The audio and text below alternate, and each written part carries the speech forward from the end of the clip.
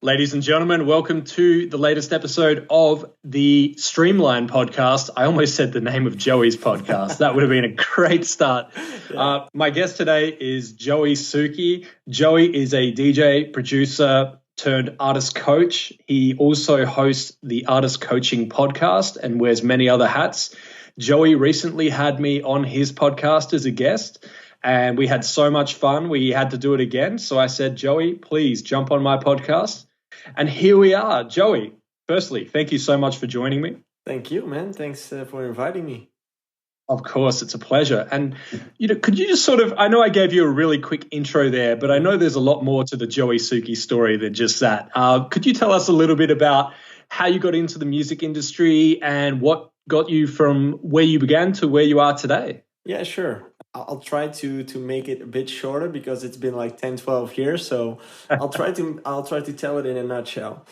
It's the easiest way to get started is by asking the people if they have seen the documentary of Avicii, because that documentary kind of has been my life as well. When I watched that documentary, it was like crazy to see how much of the same things I noticed in his life, what I've experienced as well.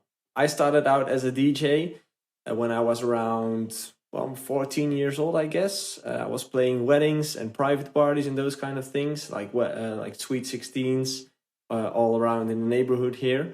And I was doing that pretty successfully. Like I was making 35 euros, that's like $40 a gig, which was quite a lot of money for that age at that time. So I was doing well. I got pretty much gigs at that moment. And from that point on, I got invited by a local bar to start playing there, which was a big goal for me because I wanted to go into the nightlife and do real gigs, because doing weddings and doing the Sweet 16 parties didn't feel like real gigs anymore. So the bar was the next step. And that's where I started to make music as well. Because just playing music wasn't enough for me. I wanted to spice up my DJ sets by adding my own music to it. And it started off by making mashups and then eventually making my own music. And that's where things started to speed up pretty quick, because as soon as your music hits the internet, things could go hard and things could go weird, because you never know where it's going to end up. And for me, it went pretty quick because it ended up in South Africa in some kind of way. Someone who was the label manager of a big label there, he heard one of my releases and he invited me for a tour in South Africa to promote my release at that moment. That was around the age of 21. And I was all excited to go. I already packed my bags and was ready to go. But that's where my parents stepped in and said, like, Joey, who is this guy? Like, you're 21 years old and you're just making music on your bedroom, and now you're getting an email from someone you've never seen, you've never known, offering you money to play, offering you money to pay for your hotel, for your flight. First, we want to know what's going on before you go. After doing some research, it all was great. So I managed to go, and that was the moment for me where I decided I can make a living out of this. Because I was touring, I was making money from it, I was traveling the world and getting paid for it, and doing the hobby that I like to do every day. So things started to go from there, and in the upcoming few years from that, a bit of the highlights that happened was a collaboration with Hartwell. I played a lot on his parties, of the revealed parties. I played at Tomorrowland, I played at Ibiza, I played at a lot of places on the world until 2014, when I was around the age of 25 years old. That was like the biggest year of my career, and that's where I went into a burnout. Because of the hectic schedule, because of the touring schedules, the stories. And when I got into that burnout, I went into a big, personal development path, as in I wanted to know what went wrong with me. Because deep inside, I was feeling so unhappy, and which was weird to me because I was living the life that anyone want to have, So why was I so unhappy? And why did it change? Because a year before that, I was happy doing it. So something changed. And after visiting some coaches and psychologists, I actually found out that I just simply wasn't made for the artist life. As in, all the core things that are important to me as a person completely mismatch with being an artist. One of the examples is that I just simply aren't comfortable being away from home that much. And as an artist, I was in another city, in another country every weekend. So I had to go out of my comfort zone every week. And that just costed me so much energy to manage that every weekend that it eventually just burned me out. Wow. Yeah, and I'm sure that's not where the story stops, and there's more to add. But I just wanted to jump in there. Firstly, I appreciate you sharing that, because it is really important that artists know that things like depression and other things are very common in this industry. And you mentioned about Avicii, rest in peace, of course. It should be a warning sign to any artist out there that if you're not happy and you don't know why, go and talk to someone about it, because there's plenty of people out there like yourself, Joey, who have experienced it and know what it feels like. And I'm sure you'd be more than happy to hear from someone and tell them they're not alone and give them a little advice. Yeah, and that's the thing, because that actually has been a reason for me to start the new company, which I'm doing right now, which is called Artist Coaching. Because I started questioning myself, like, what was the thing that I missed myself, and what maybe could have prevented me from burning out and maybe even quitting the DJ life. Because I honestly think if I had the right help at the right moment, it might be possible for me to still live that life, but I just needed to change some things and I needed to work on myself first. So that was the whole reason for me. I started to think about what did I miss myself in my career. And that was a person who understood the music industry, so who knew the context of being an artist, of being a traveling artist, but also being a starting artist, like being that wedding DJ and that bar DJ, but also being that touring DJ who understood all the levels of being an artist and all the things that came with it. Because when I was feeling so shitty, and I went to see a coach and I went to see a psychologist, the biggest problem I had with them is that they didn't understand my problems, because it's a luxury problem. Like the fact that I'm traveling the world and people are paying to visit me and people are paying for my flights and stuff. To everyone else on this planet, that's just whining about nothing, because you have the best life on earth and you're still complaining. So they didn't really understood my problems. When I was talking about heavy flight schedules, they started to tell about that it's fun to travel. And then I said, like, you don't really get me, because it's not fun to be in an airplane every time and to be in a different time zone every time and to not see anything from the country that you're in, and experiencing this big balances between high pressure and relaxing. And it's too much. So I was looking for someone who understood me, who knew what I was going through, and who could help me with that. And then I started to Google, and I found out that it actually didn't really exist. So that was the whole reason why I never knew it existed. So I decided to do it myself. I have a podcast as well, but that all comes from the artist brand itself, which is called Artist Coaching. And what I do is I coach artists along their career. And I mainly have two kinds of clients. One of them is the artist who wants to make a living from their music. So it's a hobby right now, but they want to make the step towards making a living from it. That's one client. And the other clients are the ones that are touring the world and having different issues, as in that's where the mental stuff mostly starts to happen. The more business-minded stuff, the pressure. So it's a different kind of coaching. But yeah, that's what I do, or that's what I do right now. Okay. And are you still dabbling in music production as well, or have you sort of just put that to the side for now to purely focus on the artist coaching?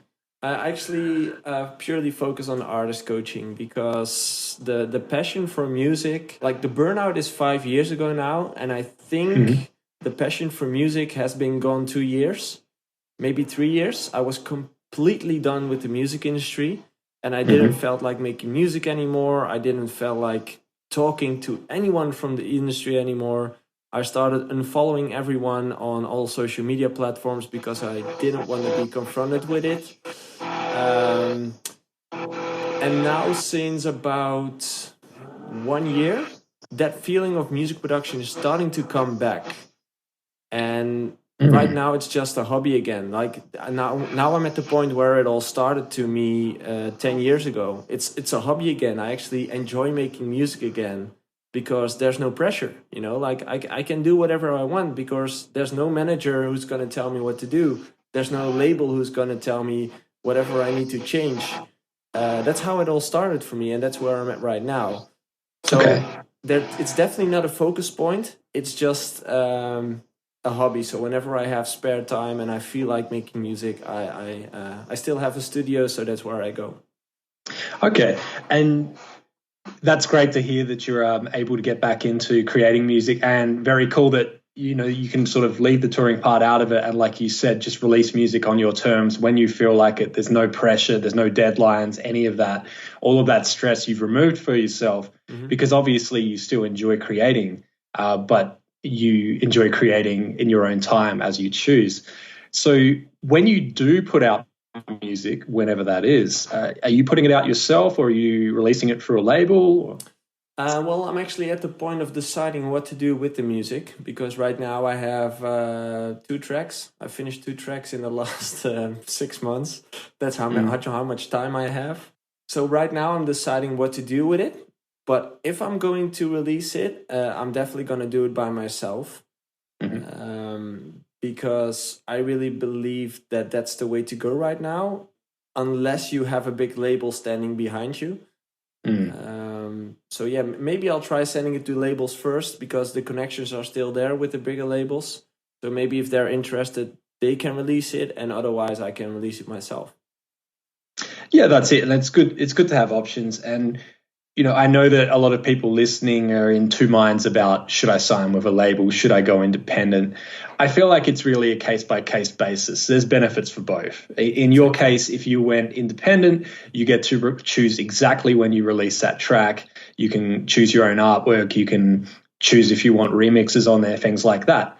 If you sign with a label, they're going to take a lot of that work off your hands, and they're going to get the artwork created. They're going to go source the remixes. They're going to choose the best release date, and everything else that a label offers, of course. So, what I think is important is, if you're willing to put in the work and you have the knowledge, then you can go independent and have Yeah. a successful release. And for other people who just perhaps want to tour constantly and just want to finish that track and then hand it to someone else, sometimes a label is a better solution for them. So for everyone listening, that was just my opinion. Of course, I just wanted to add in there about the labels versus independent route.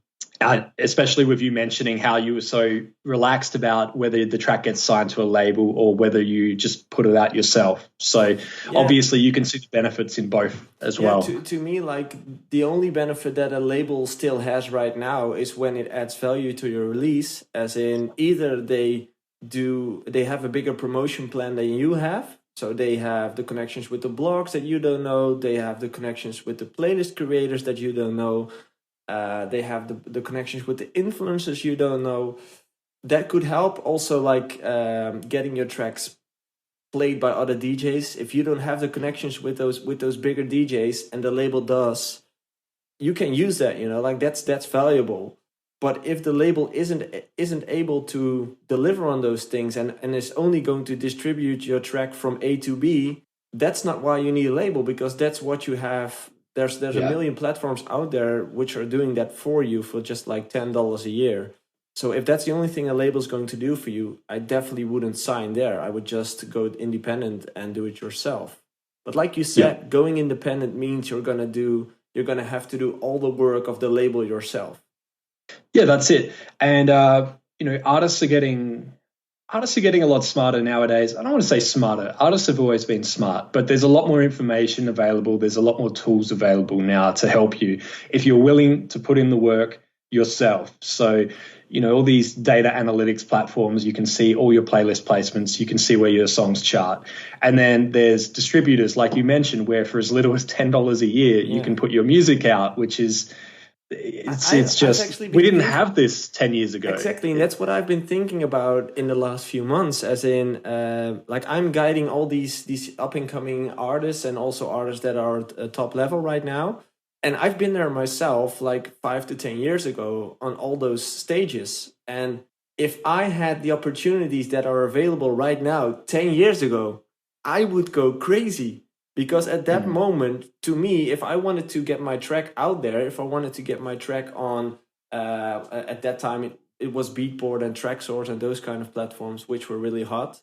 I needed a label because I simply wasn't able to distribute my own song on there. So I needed someone who did that for me, which means someone else is in charge of your career.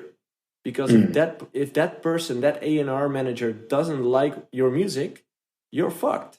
And that's something you don't have to deal with nowadays anymore, because if every A&R agent, if every A&R manager is trying to stop you, you still have the opportunity to release it yourself. And aside from that, like even the networking part, like for me, I actually had to go to network events, which minimalized my opportunities to, let's say, 3 events, because that's the only things we have in the Netherlands. Right now, social media, Instagram, Facebook, it's all one button away, one click away. And to me, that's just mind blowing to see what the opportunities are right now.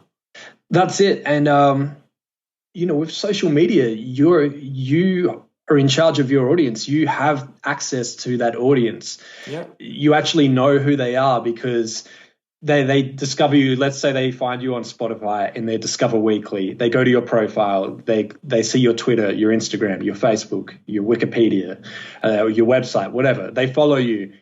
You can continue to reach them on all of these different platforms as well. So even if they no longer use Spotify and they start listening on Apple Music or Deezer or another platform, they still are following you on perhaps Twitter or Instagram, and you're still reaching them. You can still notify them of your new releases. So it really is an exciting time, because years ago, before all this social media was blowing up, it was basically they'd have to hear your name on the radio again and again and again, and they'd have to remember it. I remember, geez, I'm showing my age here, but when the only way I would know what song was played on radio was if they would back announce it at the end of the song. They would go, that was the latest single by JoeySuki. And then you would go to your local music store, write your name on a piece of paper and pre-order that, and then come back a week later, and that piece of paper would be attached to that CD or that record or that cassette tape. And that would be how music discovery was made, and people would have to remember your name. Whereas this makes us sound like dinosaurs, right? Well, look, I mean, we're showing that we've been in the industry a little while, and we've seen some changes. I just think it's really. I got no shame. I know, me neither. Like I think I'm still pretty young, as in I'd like to see myself young. I'm 30 years old now, but even knowing that, like I'm 30 years old now, imagine how many things have changed in that small amount of time. Like it's only 10 years. It's nothing, and that's what makes me so excited for the upcoming 10 years, because if you know that technical stuff is like a exponential curve, it's only going to get crazier.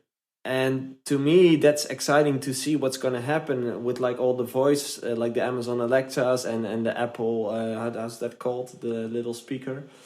Oh yeah, the HomePod. Yeah, all those home devices, that's gonna change the market as well. And all those kind of things interest me to stay on top of everything and to make sure that you get the most out of your artist career right now. Yeah, absolutely. And I actually picked up a really good tip recently at a panel I was on in Vegas, and I can't remember who was saying it, but they were talking about all of these smart speakers and Alexa and Siri, and they're probably going to start going off in the background in a second, because I've got them all. Sometimes they talk to each other. And, the important thing is, your artist name, you need to make sure that people can say it. if you have an artist name and nobody knows how to pronounce it, you have a whole bunch of weird letters and you have a whole bunch of V's in the middle of the name. It's going to be hard for people to pronounce. And I'm not saying that you should change that artist name because there could be a good meaning behind it, but just keep in mind that you need an artist name that people can say. I mean, this even goes back, like we said, to radio. And radio is still massive. Radio is not going anywhere. Radio may change over the next few years, but it's still going to exist. And people announce your name on radio. The same when you're in the car and you ask your phone. I'm not going to say what you say because my phone will go off, but you ask that nice lady or gentleman in your phone and you say, "What song is this?" And they're going to tell you. So it's worth keeping that in mind. If you're starting a new project, just make sure your artist name is easy to say so people can actually request it. It's actually a great tip because I never thought of it before. Like I had some problems with my name before, like not on the Alexas and stuff, but more on people in different countries not knowing how to pronounce it. So everywhere I played, people came over me. It's like, how do I pronounce it? Is it Suki, Saki? Yeah, it's like no one really knew. And that's like the small version of having a problem, because having the problems with home devices and not knowing how to pronounce it, like you cut off a big piece of the market 5 years from now. Yeah, definitely. And, that's it. We don't really know what's going to be next, but it's safe to say that smart speakers are not going away anytime soon. The sales figures speak for themselves. And every time you see a sale online, it's just they're literally selling out of these. And it's getting integrated into televisions. It's getting integrated into new cars, new automobiles, your vehicle. So it's going to be around for at least a few more years. Yeah. And then who knows what's next? It'll probably just be our brain, and we'll just think of an artist name, and it'll start playing. Who knows? But I think as an artist, it's important to stay on top of these things, because if these things are going to happen, you want to be one of the first persons who actually uses it. Because if you're the last one, you're kind of screwed. So I would be on top of all the latest things that are going to happen and are going to be created. And maybe try to implement them in your marketing strategy or whatever you do. But it's valuable to keep track on them.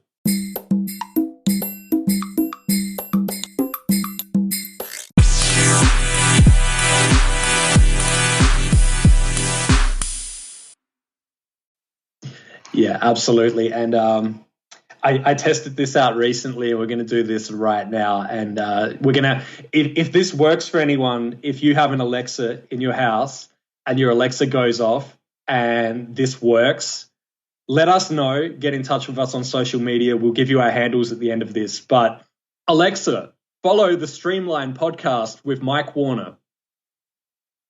And let's just pause and let's see if anybody's Alexa was just set off or triggered by that. And if it works, then we may have just found a way to break. That's actually a great one. My Alexa was in the hallway, so she didn't hear it, and I have my AirPods in, so yeah, she didn't hear it, but that's a great thing to do.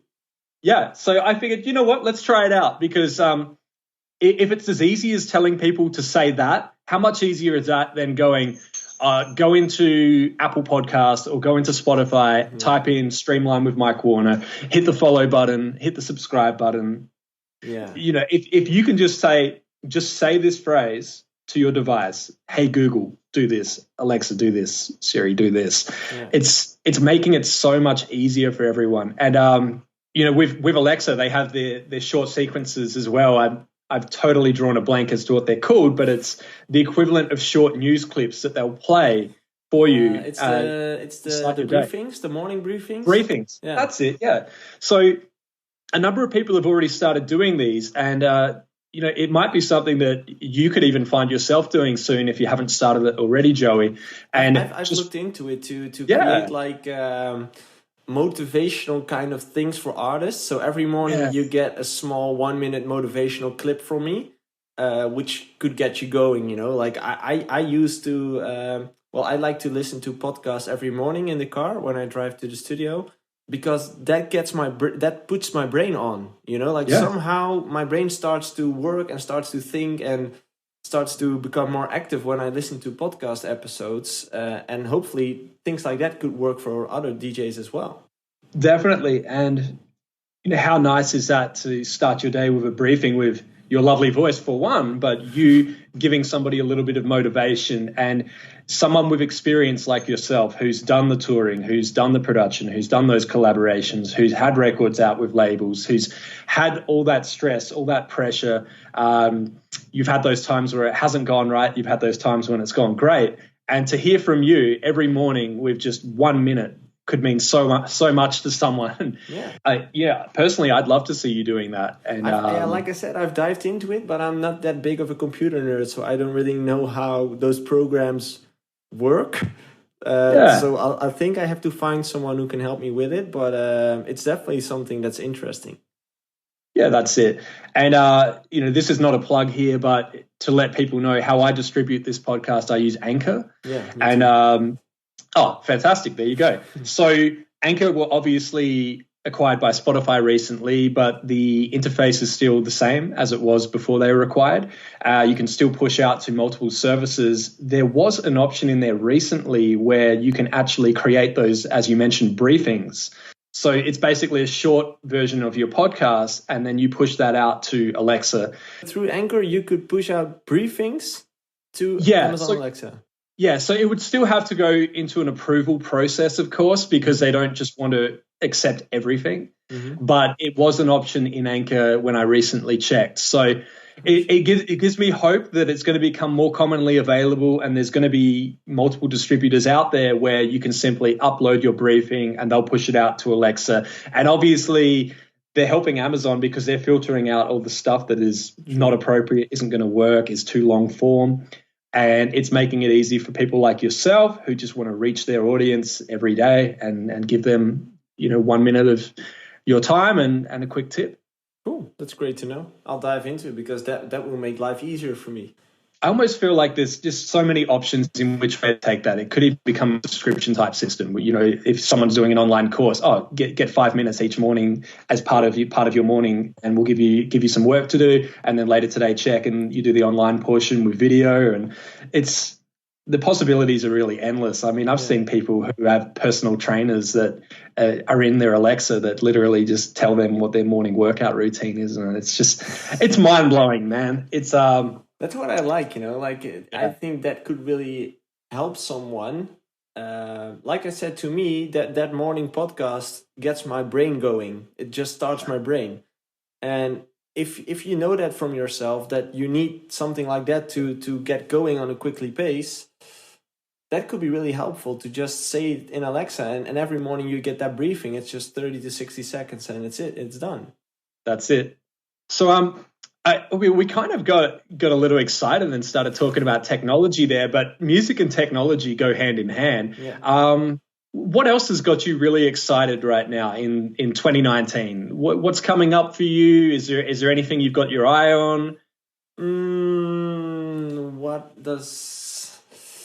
To me, what gets me really excited and what I've been educating myself on since the last year and still I'm going to do for the upcoming years. Because I started this coaching thing and I started to develop my own personal growth in the last few years, I started to notice that there's a big combination between psychology and being an artist. Like there's a lot of things happening there which I can explain now because 3 years ago, I just simply didn't understand why things happened. So I started to do studies about it, and I'm following an education right now as well to become more educated about it. But it's just mind blowing to me to see how many things can be explained psychology wise. Let's say the reason why most artists don't release their music. There's a whole process behind that happening in your mind. Why that's not happening.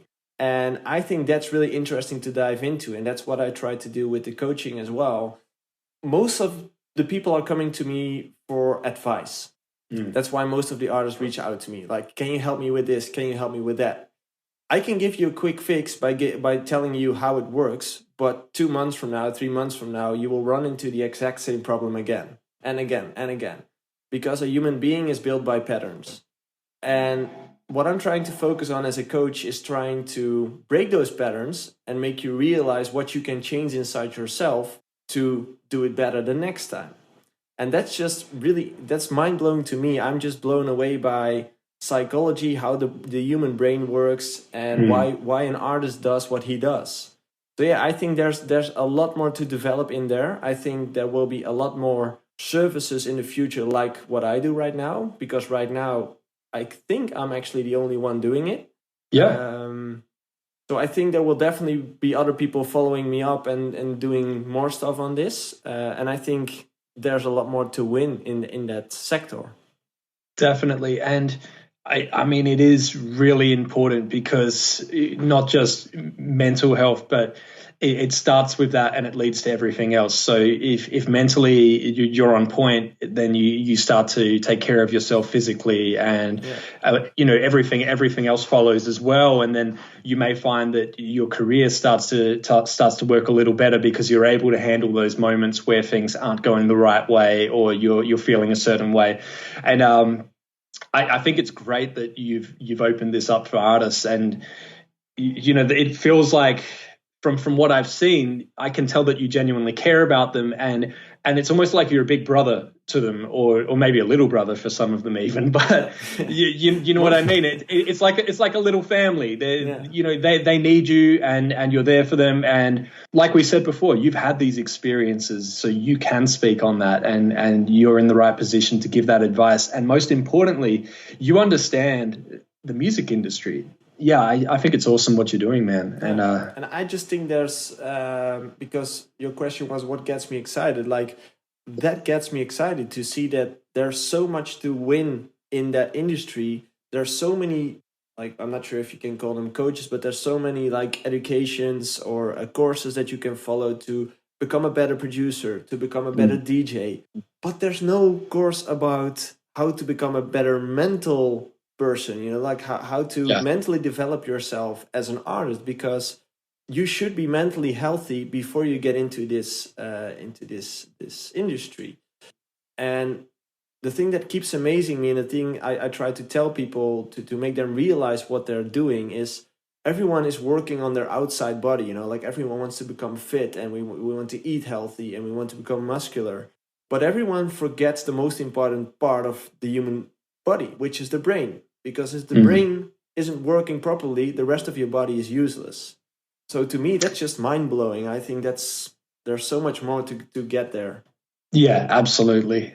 And props to you for being the first person that I know of that's actually doing it, and the only person I know of to be doing it so far. And I hope that this opens up more conversations. And I'm sure you wouldn't be upset if more people started offering similar programs, because it means more artists are being helped. And I can tell that you're doing this because your heart is in the right place, man. Yeah, I'm just doing this because I've experienced it myself, and I know how terrible it can be. Like I'm lucky that I found an exit. I found happiness back in life. I needed to change things drastically. Like I had to quit my career. I had to leave my relationship.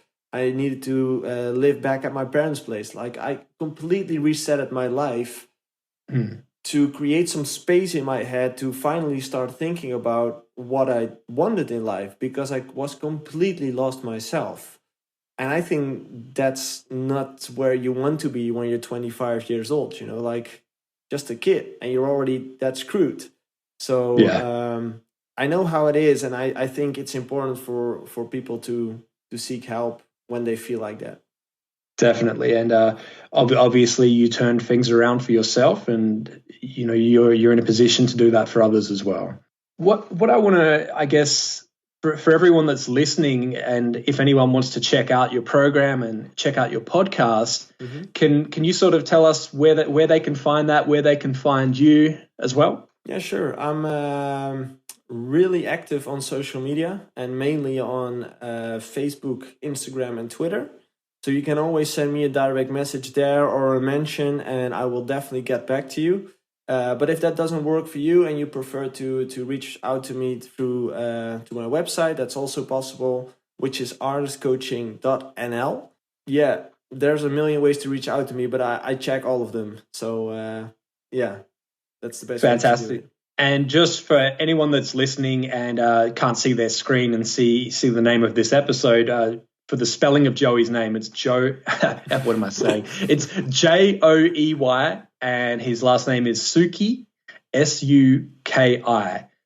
And that's where you're going to find him on the socials. He's got a very unique and a very cool name, so he's not hard to find at all. And Alexa knows my name. Absolutely. And you know what? Do you want to give it a shot while we're on here as well? Do you want to see if you can get some followers on the podcast? With the Alexa, you mean? Yeah. Yeah, sure. It's in your room, right? Because in here it doesn't work, but we'll try. Here we go. Okay.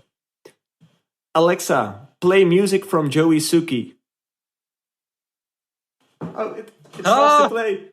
His Alexa just went off, everyone. His Alexa just started playing starts to play in my home. Yes. Alexa, stop music.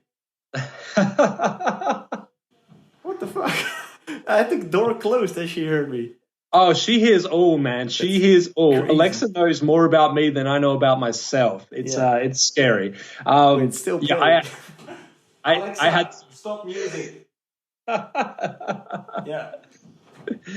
Oh man, I had to mute mine before because I knew, and I know that otherwise I talk about Alexa a lot. Yeah.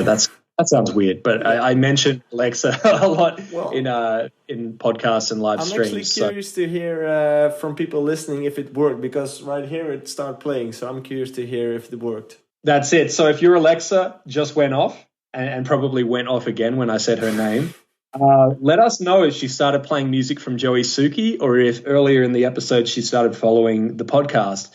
And It's still playing, by the way. What the fuck? She's still going. Alexa, stop music. She's not listening, man. She's going wild. Alexa is just going, no, this is too good. I'm going to keep playing. She's going rogue. That's okay. Look, get the stream numbers up even higher. Why not? Exactly. Bring it on. Yeah. Awesome.